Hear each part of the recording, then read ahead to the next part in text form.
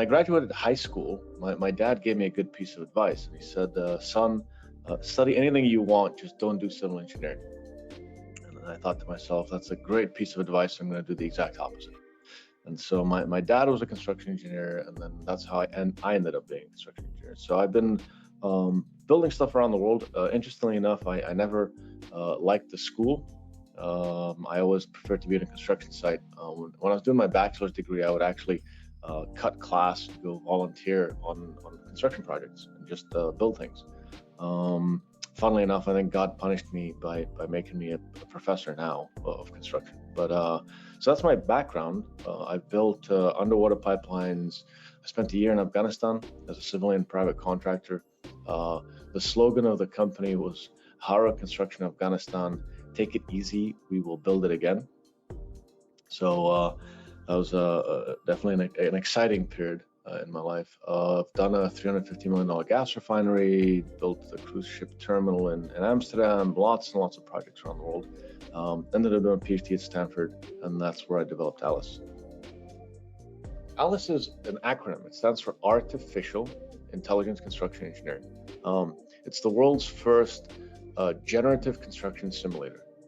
And so what that means, if a listener is unfamiliar with parametric technology, then the way to explain it is, let's assume you're designing a cup or a cylinder of sorts. So you kind of draw a circle, and a plane between them.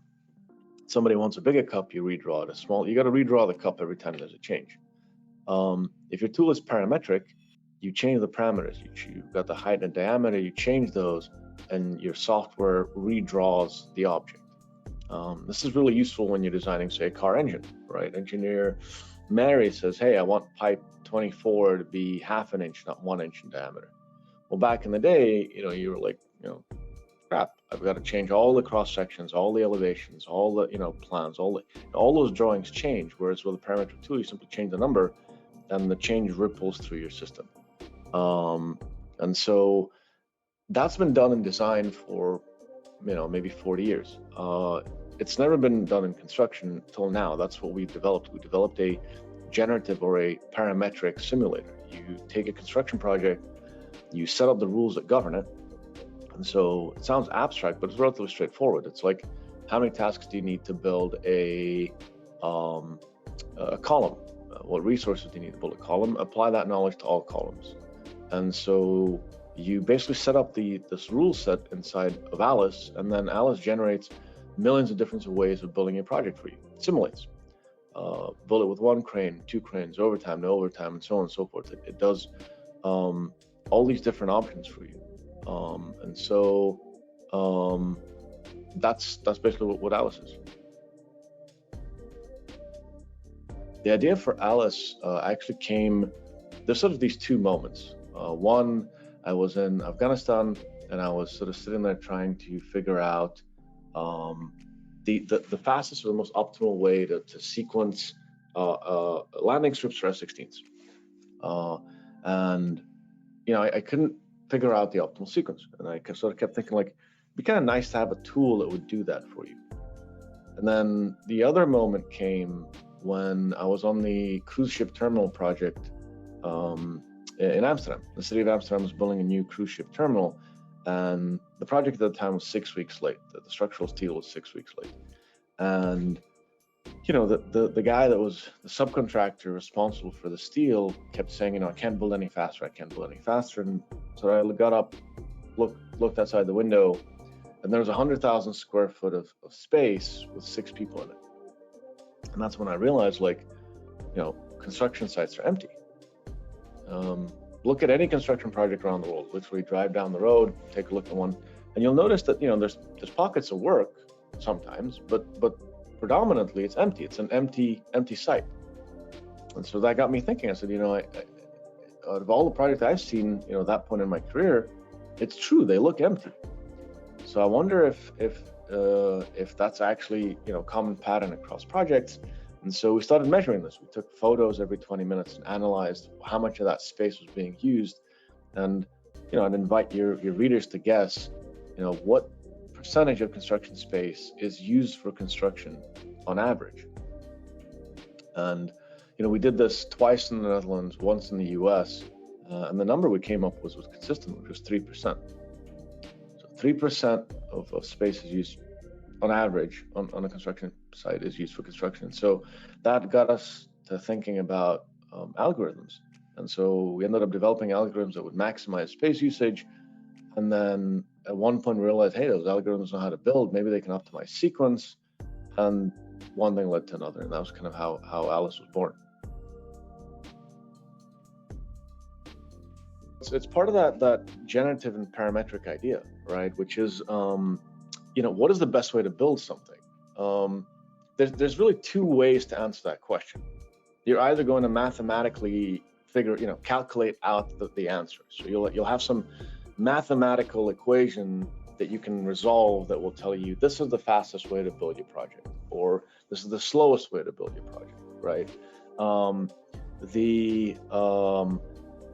If you can't do that, then you have to simulate. And if you have to simulate,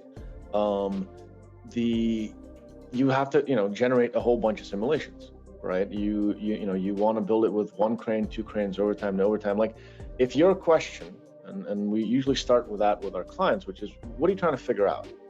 Are you trying to figure out the best way to mitigate a delay? Are you trying to figure out the fastest way to build it, cheapest way to build it?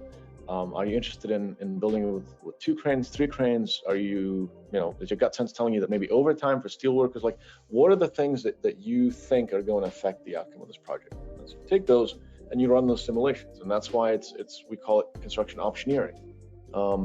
You cannot mathematically calculate the answer. And so you have to run through the options. And Alice can do that incredibly quickly for you, right? You can generate one cranes, two cranes, overtime, no overtime. You can generate all these different options and then figure out the correct solution.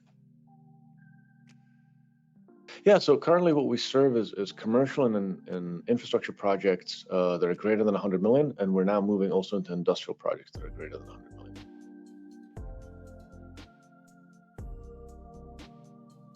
I think that construction has gone through a major shift, and if you were going to pinpoint a year, then I think 2017 is a pretty good bet.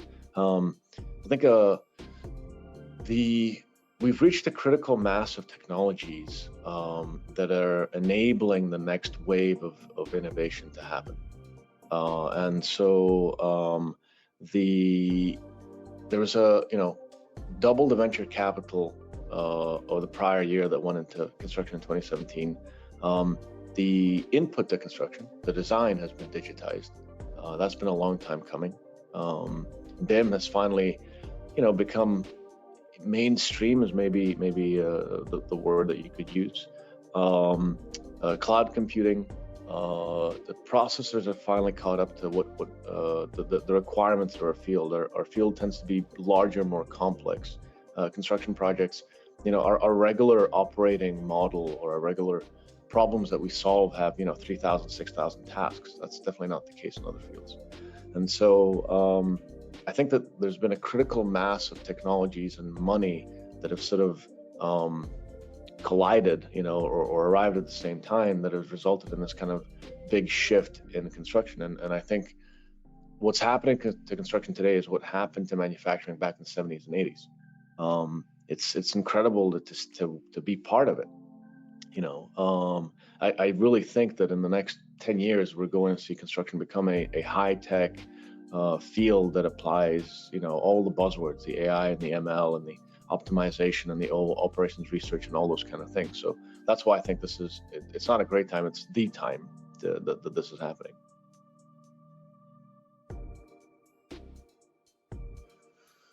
Well, for us, what we set out to do was solve, the problem. Since day one, when we sort of sat there and we thought about, well, what do we want to do? We didn't want to create a photo sharing app. We didn't want to create some kind of an ERP sort of forms that were getting filled out and updated on the cloud. We didn't want to take an existing technology and put it in the cloud. We sort of sat down and said, okay, well, let's solve the problem. It sounds a little bit cheesy, I guess, but what is the problem? Well, what is construction? Construction is, you have a design, and you have to figure out how to build it. And so for what we wanted to do was get the computer to build it for us. And so Alice is a little more than just a scheduling tool. It's a simulator. The schedule is merely a side effect of the simulation. The estimate is a side effect of the simulation. The 4D is a side effect of the simulation. So there's just different views of that simulation. So for us, what we wanted to do was really get the computer to build it. We thought, what the computer should do is tell me the best way to build my project, whatever that means, the cheapest, the fastest, the least risk, and so on and so forth. And so that's what we set out to do. The reason that I think you need computers to crunch this is that take a typical construction project, and most projects in the world are somewhere between 1,000 and 6,000 tasks. Kind of an interesting sort of fact that we've noticed. But still, I mean, take the midway number, 3,000 tasks. We've identified about 14 constraint types. For any given tasks, there's actually usually between 2 and 4 of these constraints that are active, right? With today's technology, it's very difficult to model more than one constraint per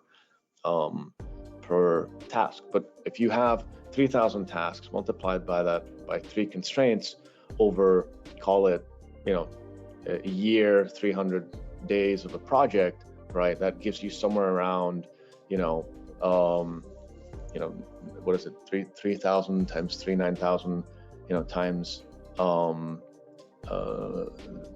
so 27,000 different variables. It's not possible to crunch that in your head, right? And that's why you need a computer to do it. Put probably 39,000 hours of my life into it. I've been working on this for 12 and a half years. Our field doesn't have, is not attracting the top level of AI and machine learning and other talent. And I think that there's several things lacking. I think that strangely, for a field that represents, over 10% of world GDP, I think last numbers I looked at was 14 trillion a year. We don't have a standardized conceptual model. So what does that mean, or why is that important? When I have someone and I've had people at Stanford from the computer science department come to me and say, hey, I think construction is a really exciting field. I'm in computer science. I've been studying artificial intelligence. I want to go apply AI to construction. And can you give me a book to read about, how to think about the construction industry? There isn't a book that will break down for you or a document somewhere that breaks down like, well, what you need to think about are resources, and those are labor, equipment, and material, and labor is a crew. And, here's an interesting question. The production rate, is that an attribute of the crew? Is it an attribute of the task? Is it an attribute of the thing that's being worked on, the element, right? And then the actual answer is that it's a combination of all three. But there's no formalized data model or conceptual model that you need. And so that's, the first issue. The second issue is that for some reason, construction management is one of the very few fields in the world that has its own department. If you want to learn how to manage, you either go to the business school or you go to the industrial engineering operations research. Biology doesn't have biology management, right? Medicine doesn't tend to have, medical management, even though that might be incorrect. But most fields don't tend to have their own management department. So in construction, what you'll tend to see is we have our own management department, but also consequently, it hasn't really tied into other fields. And so there isn't a translator of construction into algorithmic terms, which is what my research did. And so to answer the question of why are we the first? I think, the timing hasn't been right. You really had to wait till really that 2017 years is a good year for design to be digitized, for cloud computing to catch up, for the computers to be big enough and smart enough to crunch 3,000 tasks with 3 variables across 300 days, right? 27,000 sort of arguably variables. And so there's been many reasons why it hasn't happened till now. And I think that also our field hasn't started to attract the level of research and formalized kind of conversion into algorithmic terms that other fields have.